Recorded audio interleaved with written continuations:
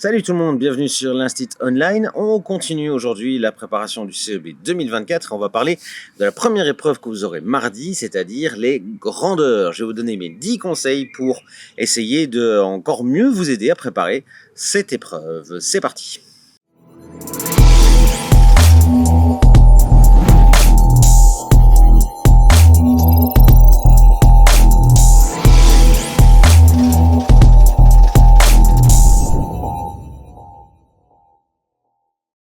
Alors, bien entendu, avant de commencer, sachez que suivre ces conseils, c'est une bonne idée, c'est évidemment pas suffisant.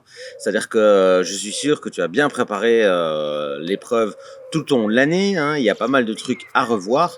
Mais voilà, si je peux te donner des petits coups de main pour essayer de mettre toutes les chances de ton côté, eh bien, c'est avec plaisir que je le fais.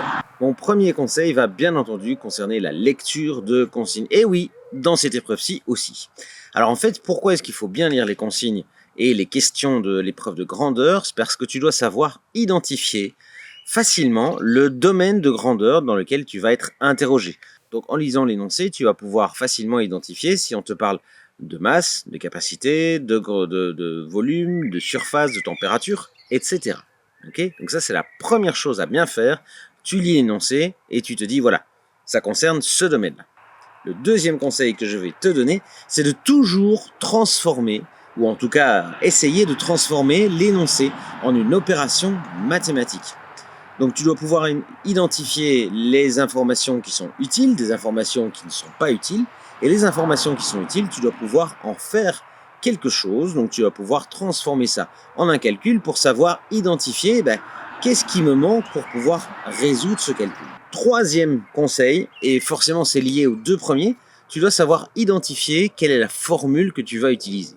Alors là, attention, dans le CEB, on ne va évidemment pas te demander quelle est la formule de calcul du périmètre de telle forme. Quelle est la formule de calcul de surface de telle superficie. On ne te demande pas de savoir les restituer. Par contre, on va te demander de savoir les utiliser.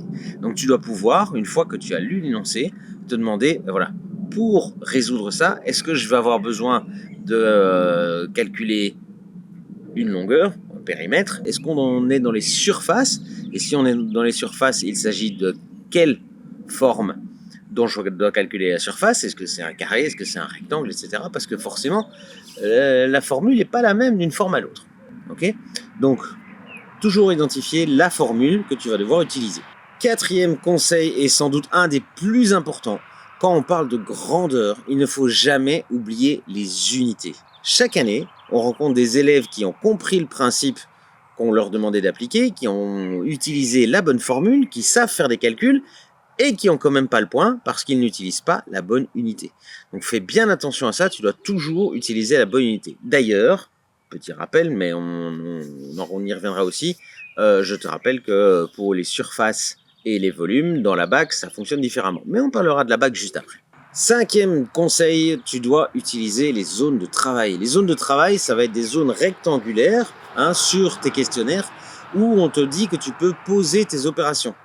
Fais-le, utilise ça pour poser tes opérations, d'accord? Parce qu'en fait, on va observer tout ce qu'il y a dans ton carnet, tout ce que tu as utilisé, pour voir si oui ou non ton raisonnement est correct. Donc, utilise les zones de travail, c'est une façon de prouver que ton raisonnement est juste, ok? Et alors, encore plus important que ça, c'est le conseil numéro 6. Quand tu vois un cadre avec des lignes pleines où il est marqué, par exemple, ma démarche ou mes calculs, tu es obligé de mettre quelque chose dedans. Donc tu es obligé là de spécifier par quelles étapes tu es passé dans ton raisonnement, où tu es obligé de marquer un calcul. Dans ce cas-là, le calcul ou la démarche, ou peu importe ce qu'il y a dans le cadre, c'est sur des points. Donc si tu laisses le cadre vide et que tu as juste la bonne réponse, eh bien tu n'auras pas la totalité des points. Donc toujours compléter les cadres avec des lignes pleines, et je te conseille fortement d'utiliser les cadres avec des lignes en pointillés. Septième conseil, quand on te demande dans un énoncé de répondre avec une phrase, eh bien ça veut dire qu'on attend une phrase, d'accord? Donc juste un nombre, ce ne sera pas suffisant. Donc n'hésite pas à toujours utiliser la phrase. Dans les corrections, les correcteurs vont avoir comme consigne de coter un point si la phrase est correcte, Et ne pas compter de points si la phrase n'est pas correcte. Forcément, si tu as donné juste une réponse chiffrée, mais pas de phrase, eh ben c'est pas correct. Le 8e conseil rejoint un peu le 6e et le 7e, ça veut dire que fais tes calculs au brouillon. Ok, ne te dis pas j'ai tout de suite trouvé le bon calcul, etc. Vérifie toujours, fais tes calculs au brouillon. Alors le brouillon, c'est aussi pour ne pas surcharger ta feuille de réponse, de rature, etc. Donc si tu as besoin d'une feuille de brouillon, il faut jamais hésiter à l'utiliser. Attention, la feuille de brouillon doit être une feuille vierge. Ok, voilà, juste pour éviter les fausses bonnes idées. 9e conseil, eh bien, pour cette évaluation de grandeur, tu as le droit à utiliser ta calculatrice. Alors attention, il ne faut pas se fier à l'idée que utiliser ma calculatrice égale réussir d'office. Non, non, non, non. Si tu ne sais pas exactement ce qu'il faut faire avec ta calculatrice, ça ne sert à rien de l'utiliser. Donc la calculatrice, c'est juste pour faciliter les calculs. Tu dois toujours d'abord identifier l'opération et savoir exactement ce que tu recherches comme réponse. D'accord ? Une fois que tu as identifié ça, utilise ta calculatrice. Et alors attention, parce qu'il y a certaines calculatrices où quand il y a des grands nombres qui sont le résultat d'une opération, on va te mettre soit un petit point, soit une virgule pour séparer, par exemple, le rang des milliers du rang des unités, etc. Donc ne te trompe pas dans la lecture des grands nombres sur ta calculatrice.